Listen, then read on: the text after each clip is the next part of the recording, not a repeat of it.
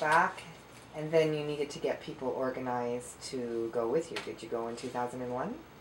Yeah, in 2000 I went back. There was 5 of us in 2000. Since we were going back to building stoves, I contacted this group called the Masonry Heaters Association. And the guy who was at that time the president of the Masonry Heaters Association, Pat Manley, came with me. And it was his first trip into the third world. He'd never really been out of the United States before, so it was a huge eye-opener for him. But he was a Mason by trade, so Pat was with me, and a local Chris Osler, who had returned as a CUSO volunteer from Africa, came as a photographer and took those. We still use these beautiful old 35mm pictures, the black and white ones that are on our website, some of them. Yeah. He took those pictures, and Ian Moffat, a neighbor of mine, and his 75-year-old father, the two of them came, so it was 5 of us that Okay. And is it media attention that spread the word? How did the group grow? Now you have 2 kind of chapters, one in Perth and one in Ottawa, and you've built over 3,000 stoves now? year. Over 4,000. Over 4,000 stoves. Yeah. Okay, since 2000. Yeah. Since 2000. So how did you get a momentum so that you had volunteers to build stoves? And so that's the first question. The second question, I guess, is about the design of the stove, because I think the stove that you originally built with Pat Manley was different. Slightly, Okay. just small modifications. Okay. It is a traditional Guatemalan design. So when I first went in '99, I was learning from this Don Juan Puac, who had already been building stoves for 40 years. And since that time, we've seen where some of our stoves have failed, and we've made improvements to Where? it. But it is a basically the same design. They used to sometimes break right over the doorway, the concrete top. And we used to use a piece of a form and just pour cement over the top of the doorway with little pieces of rebar in it. Right. I guess the rebar expands and contracts with the heat, and eventually that would collapse there. And we started with a 3-inch diameter chimney, and then we moved to a 4-inch, and now we're up to a 5-inch diameter chimney. And the other modification is at the back of the stove, we used to, originally the stovepipe went right to the stove top, but it was very hard to replace it, and the stovepipe would always burn out right at the top of the stove. So now there's that clay block at the back, Yes. which makes it much easier to change the stovepipe when it does burn out, and the stovepipe also lasts much longer. Well, we saw a stove when we were in La Piñata, and it had that exact problem. Someone from Ontario had built it for them, but didn't have that block coming out, had just had the stovepipe, and it was in essence sort of useless. It was all wobbly and there was nothing to seal it, right? And the woman kept sort of poking something through to kind of lift it up, like it, kept getting. We explained to her how to use the stove. That's, I guess, my other question is, how do the people? A stove is good, but if they don't know how to use it properly, who teaches them how to use the stove properly? And do you do a follow-up to ensure that it's being used properly?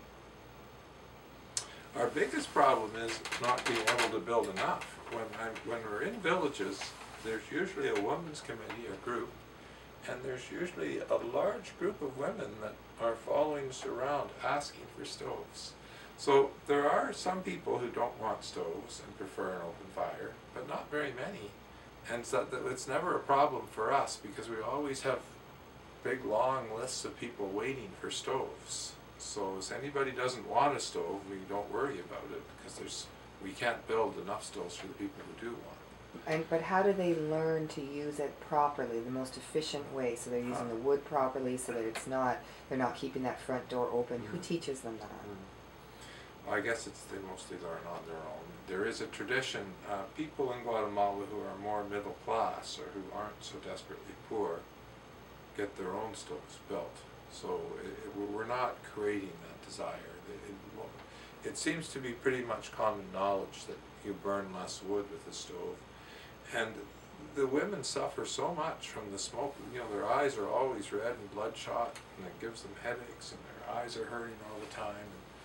And, I'd say 99% of the people are just delighted to have the smoke go through the chimney. Okay, so they understand, they already know about the stoves. It's a traditional design. Traditional in the sense of in the last 50 years. Okay, so it's been not around. in the 3,000 year tradition of mines, but yeah. The Man people, when you were in Comatasio, you were in the Man village. Yes. They have a tradition where they always keep the door open on the stove. And it's not possible. The stove would burn slightly more efficiently with the door shut, but we don't even bother trying to convince Man people to shut the door because they won't anyway. They remove the door. Sometimes they remove it, or they just leave it open, one or the other. But yeah. Okay, Yeah. so what is your philosophy about going into another country and respecting their traditions and deciding who needs the stove or what they need? I know you work with a partner. And three different partners. 3 different partners. Yeah. Can you tell me about that and why you do that? So all 3 of our partners are mines. And being a gringo, a foreigner there, you wouldn't really be able to do anything unless you had some sort of connection to the community. So we rely heavily on our 3 different partners. One, Clarke runs Xela, which is a woman's group, and Jose Yak runs Secord, which is primarily a health group, but it is also mine, staffed by mines. And the 3rd group, Amid, who you met in Comatasio with Ruben, which is a very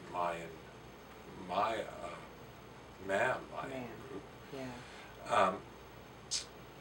They're all working in these communities anyway, and they already know that people need stoves. So we're relying on their insight to choose the villages and the families under a few conditions. We ask that that they build the stoves for the families with the greatest need. So often in a village there'll be 1 or 2 families that run a store and might have quite a big nice house, so that we don't build stoves for those people because we feel as they needed a stove they could just pay for one themselves. But that's a pretty small percentage of the village. Nearly everybody in the village needs a stove. So that's one of our conditions. Another condition we have is that we don't build stoves in houses with thatched roofs because it's just too much of a fire hazard. And we saw that in Comatasio. Yeah, and in other years we've seen it with our other partners too, but we when we see it, we have to rectify it because it's something, a condition that shouldn't happen. And in that situation in Comatasio, I believe you sent a clear message that that doesn't happen and that it needed to be rectified. I did receive an email actually from Charlie, and he said that those stoves have been disconnected, and that the roofs on all of those stoves are now being changed. Oh, that's fantastic. Yeah. So in sticking by your guns, like sticking to your belief, then it helps people not only receive a stove, but receive it in the right way, right? Yeah. So a little stubbornness is a good thing. Yes. Right? Yeah, certainly at times it is. That's right. Yeah. So working with partners, I guess I was kind of getting at your philosophy of it, because I know that, traditionally, well, in a lot of cultures, volunteers have gone in for whatever reason, maybe religious or whatever, with their own idea that they know best, and try to maybe enforce a different style of life or a different and is working with a partner, is it one of the reasons that you work with a partner is so that that doesn't happen? Definitely, yeah. We certainly, most of the communities we work in, most of the people speak the indigenous languages, Spanish is, some people will speak Spanish, but the majority will be speaking Quiche or Mam or whatever the culture we're in.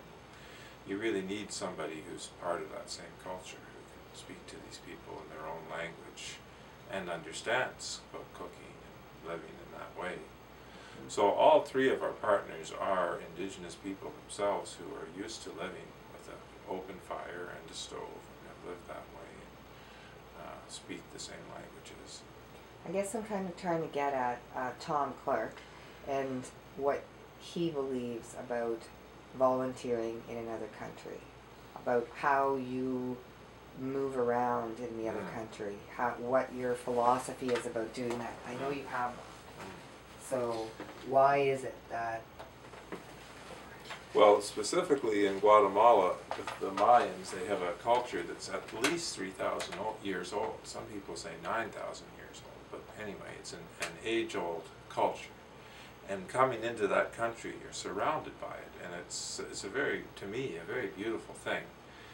I have also worked in Haiti and other places in this third world, and often you see the poor people wearing rags like Salvation Army hand-me-downs or whatever, and they have nothing, but they're also in just wearing dirty rags for clothing. But when you're in Guatemala, you're looking around, and I mean, even those scenes you're showing me of people in the dump, they're living in terrible shacks, but they still have this beautiful clothing. So it's really wonderful that you can see these people have a sense of pride and culture, that they're not just poor people, they're people who have these skills to do the beautiful weaving, and they wear these beautiful clothing, and you can see they have self-respect from that. So I think that's what's kept the Maya strong. Even though they're so heavily oppressed, they have a very strong sense of culture. And you don't obviously see yourself as someone who knows better than them and wants to come in and change the way they do things. You're not there promoting that they get a General Electric stove. Definitely not. And I sometimes passes my mind that as our society does fall apart, that these Mayan people are way ahead of us, and that they already know how to live on the land and have this ancient culture, and really we could learn a lot from them.